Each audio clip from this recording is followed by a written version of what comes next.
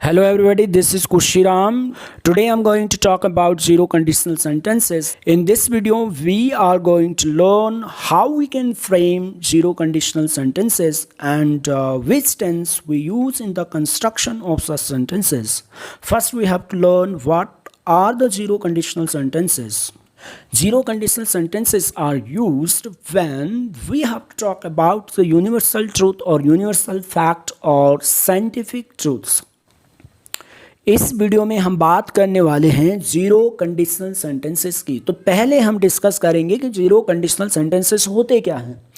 Zero conditional sentences ऐसे sentences होते हैं जिनका यूज़ हम तब करते हैं जब हमें साइंटिफिक ट्रूथ बताना होता है, वैज्ञानिक सत्य बताना होता है, और जब हमें यूनिवर्सल ट्रूथ मतलब कि शाश्वत सत्य की बात करनी होती है। शाश्वत सत्य होता क्या है, वैज्ञानिक ट्रुथ क्या होता है, ऐसा सच जो हर कहीं पर, जो बात हर कहीं पर भी जो वैलिड हो जाती है उसे वैज्ञानिक सत्य कहते हैं या फिर शाश्वत सत्य कहते हैं। तो ऐसे फैक्ट्स को रखने के लिए, अपनी बात को फैक्ट्स में रखने के लिए जो वैज्ञानिक सत्य होता है तो उसे बताने के लिए हम जीरो कंडीशनल सेंटेंस का यूज़ करते हैं। जब हम हिंदी में कहते हैं कि अगर ऐसा होता है तो ये हो जाता है, यही पहचान है हिंदी में जीरो कंडीशनल की। ये होता है तो ये होता है। जैसे एग्जाम्पल से समझते हैं कि जैसे पानी गर्म होता है तो भाप बनता है, या पानी गर्म करते हैं तो उबलता है पानी। ये एक वैज्ञानिक सत्य है, प्रूफ है ये बात। यूनिवर्सल शाश्वत सत्य है, यूनिवर्सल ट्रूथ है, क्योंकि कहीं पे भी पानी को गर्म करोगे तो वो हमेशा उबलता ही है। कहीं भी कर लो, आप किसी भी कंट्री में हैं, आप किसी भी जगह पे हैं, तो ये वैलिड होती है हर कहीं ये बात। पत्थर ऊपर से नीचे की ओर लुढ़कता है तो स्किन कटती है तो ब्लीडिंग होती है। त्वचा कटने पर खून बहता है, ये भी वैज्ञानिक सत्य है, क्योंकि हर बार ऐसा ही होता है। जब संतरा काटोगे तो संतरा का रस निकलेगा, संतरा को काटोगे तो संतरा का रस निकलेगा, ये भी वैज्ञानिक सत्य है। तो ऐसे सत्य जो शाश्वत सत्य होते हैं, साइंटिफिक ट्रूथ्स होते हैं या यूनिवर्सल ट्रूथ्स होते हैं, जब इनकी बात होती है तो हमें जीरो कंडीशनल सेंटेंसेस फ्रेम करने होते हैं। तो इन सेंटेंसेस को कैसे बनाते हैं, इन्हीं पर आज का वीडियो है।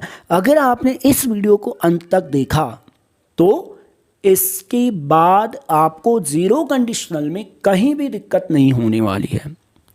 जीरो कंडीशनल को हम अच्छे से समझेंगे इस वीडियो में। तो गाइस, इस वीडियो को अंत तक देखें और समझें कि जीरो कंडीशनल को कब बनाया जाता है, कैसे इनको यूज़ करना है, किस टेंस को इसमें यूज़ करते हैं, which tense we use in the construction of the zero conditional sentences or sentence in which we have to talk about the universal truth or scientific truths.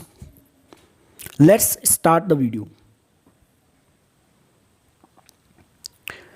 Zero conditional मतलब कि universal truth और scientific truth की बात हो रही है। तो कुछ सेंटेंसेस, कुछ एग्जांपल्स देते हैं जब भी हमें जीरो कंडीशनल की बात करनी है। किसकी बात करनी है? जीरो कंडीशनल की बात करनी होती है। तो ऐसे सेंटेंसेस में हमें सिंपल प्रेजेंट का यूज़ करना होता है। टेंस मैंने क्लैरिफाई कर दिया आपको, केवल सिंपल प्रेजेंट का यूज़ करना होता है जब भी हम जीरो कंडीशनल सेंटेंसेस फ्रेम करते हैं। और किसके बारे में बात करते हैं? वैज्ञानिक सत्य के बारे में या शाश्वत सत्य के बारे में।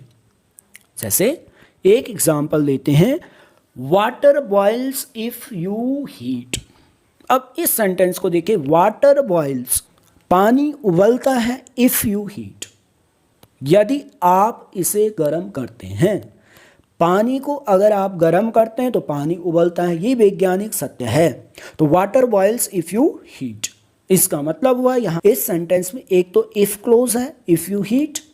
तो इफ क्लोज से स्टार्ट होने वाला सेंटेंस जो है कंडीशनल सेंटेंसेस होते हैं। कंडीशनल सेंटेंसेस क्या होते हैं? इफ क्लोज से बनने वाले जो सेंटेंसेस जिनमें इफ क्लोज यूज होता है। इंग्लिश में इसकी पहचान है कि इफ क्लोज से जो सेंटेंसेस बनते हैं वो सारे के सारे कंडीशनल होते हैं। यहाँ पे देखिए water boils if you heat, यदि तुम हीट करोगे तो पानी बॉइल्स होता है, बॉइल्स होता है। कैसे होता है? जब हीट करते हैं, हीट नहीं करोगे तो नहीं होगा, जब हीट करोगे तो होगा।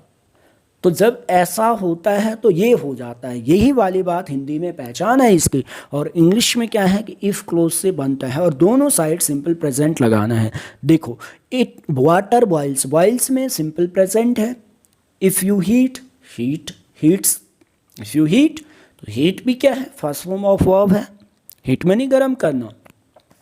इसी सेंटेंस को आप दूसरी तरह से बना सकते हैं कि when you heat water it boils. और एक्चुअली में ये सेंटेंस क्या है? इफ को इस व्हेन से रिप्लेस कर सकते हैं, water boils when you heat, तब भी मीनिंग एक जैसा रहेगा। दूसरा, इस सेंटेंस में दो क्लोजेस आए हैं, एक आया है प्रिंसिपल क्लोज और एक आया है सबऑर्डिनेट क्लोज। जो इफ क्लोज है वो सबऑर्डिनेट क्लोज है।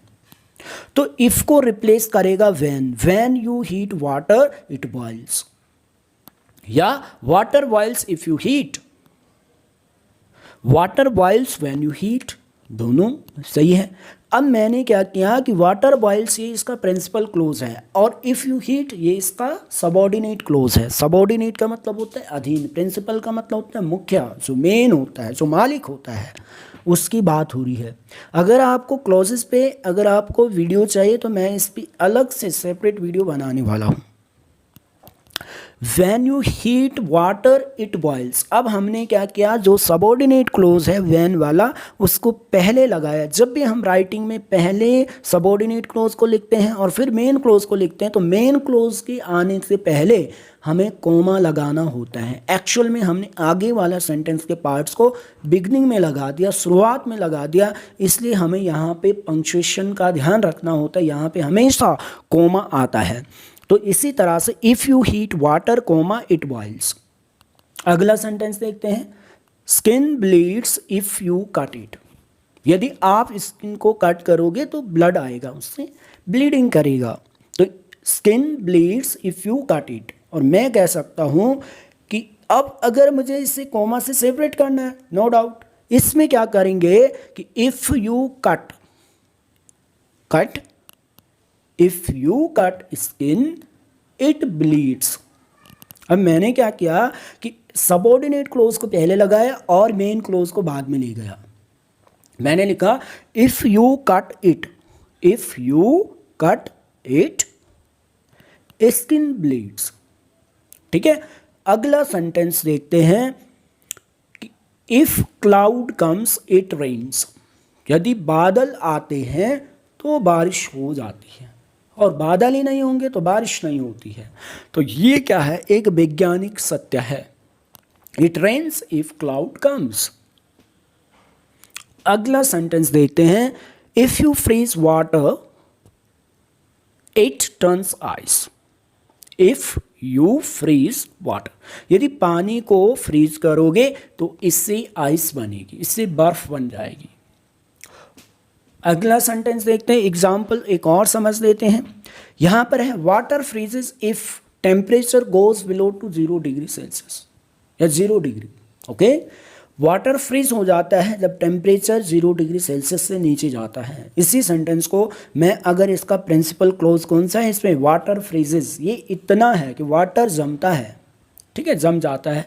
If temperature goes below to 0 degree, if temperature goes below to 0 degree क्या है, इसमें सबऑर्डिनेट क्लोज है, सबऑर्डिनेट क्लोज है। इसको अगर पहले लगाना है तो लगाइए, कोई बात नहीं, लेकिन आपको कोमा लगाना पड़ेगा। If temperature goes below to 0 degree comma. तो ये था हमारा 0 conditional sentences.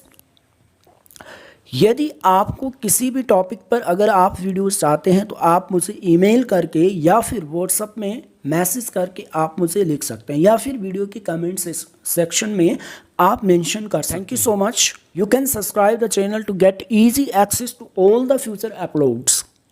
Thank you so much. Happy learning.